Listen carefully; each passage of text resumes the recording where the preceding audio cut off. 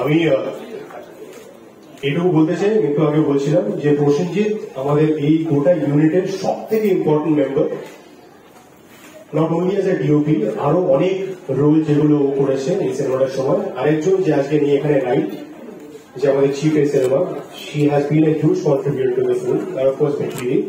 In fact আমি একটু আগে বলছিলাম যে এরকম হয়েছে যে বেবলিদি বসে আমার জন্য স্ক্রিপ্ট লিখে দিয়েছে, আমরা অন দ্য স্পট সেটা রিহার্স করেছি, প্রিপেয়ার করেছি এবং পারফর্ম করেছি।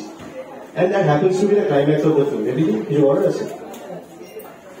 আমি এখানে যারা এসছেন এবং যারা ভিডিও করছেন বা ছবি তুলছেন তাদের সবাইকে শুভ নববর্ষের অনেক শুভেচ্ছা জানাতে চাই, এবং আমাদেরকে ওনাদের ফোনের থ্রু দিয়ে যারা দেখছেন তাদেরকেও বাংলা বছরের শুভেচ্ছা জানাই।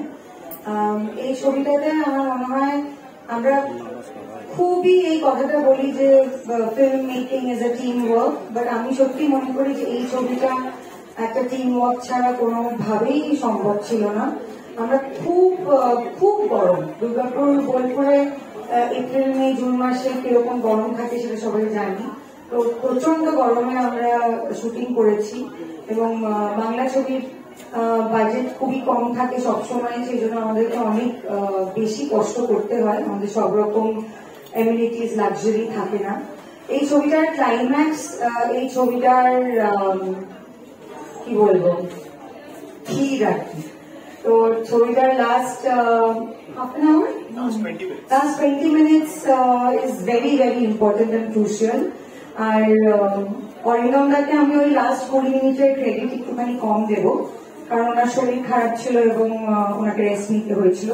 তো ছবিটার ক্লাইম্যাক্সটার পেছনে প্রসেনজিৎ, বিক্রম, আমার আর রাই, যে আমার কাকার মেয়ে মধুবন্তী মুখার্জি, আমাদের চারজনের অনেকটা বড় কি বলবো অবদান আছে।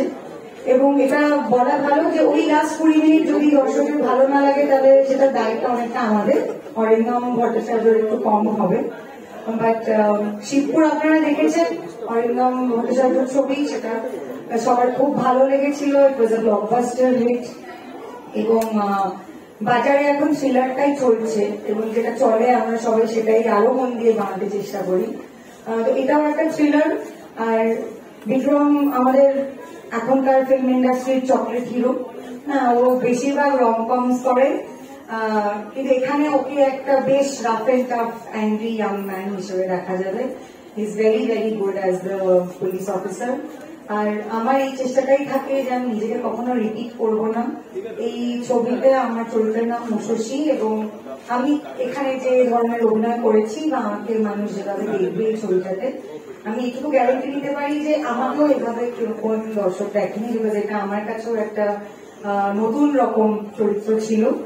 আর আশা করি খুবই মন দিয়ে কাজ করেছি। আমি তো বলতে যাচ্ছিলাম যে বেবলিদি, আমি আর তুমি একসঙ্গে 2015-তে শুট করেছিলাম, বললাম সেটাও একটা থ্রিলার সিনেমা ছিল, এবং সেটার জন্য আমি আর তুমি আমার মনে হয় অনেক ভালোবাসা, আমি তো অনেক ভালোবাসা পেয়েছিলাম, তুমি তো পেয়েই থাকো, but you are lot of love. এবার 9 বছর বাদে আমি তোমার সঙ্গে আমার অভিনয় করলাম, আমি কি একটু বেটার হয়েছি? অনেক অনেক বেটার হয়েছে। আমি অনেকে এখানে ইন্টারভিউতে বলেছি যে চরিত্র মানুষের সেটা যত কম পাল্টায় ততই ভালো। আমরা বলি না যে ওকে 10 বছর আগে যেরকম দেখেছিলাম ও একদম ওরকমই আছে, সেটা একটা খুব পজিটিভ দিক। কিন্তু একজন শিল্পীর ক্ষেত্রে, একজন অভিনেতার ক্ষেত্রে আমরা যদি বলি 10 বছর আগে ও যেরকম ছিল এখনো ওরকমই আছে, সেটা একটা is very bad. It's not a compliment, it is absolute sheet.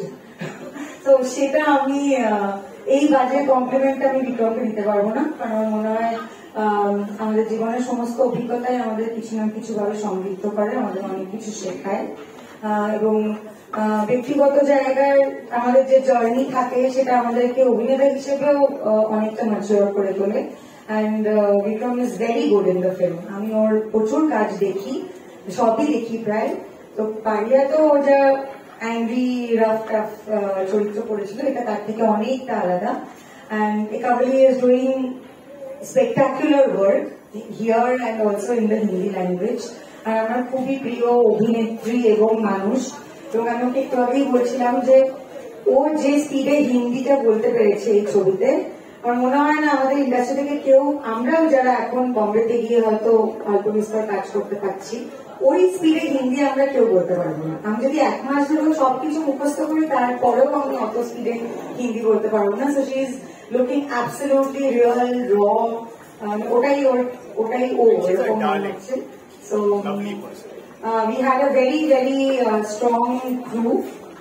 সৃজন যে আমাদের মিউজিক করেছে, বাংলা ছবিতে ইউজুয়ালি যেরকম গান থাকে আমাদের এই ছবির গান এটা অনেকটাই আলাদা।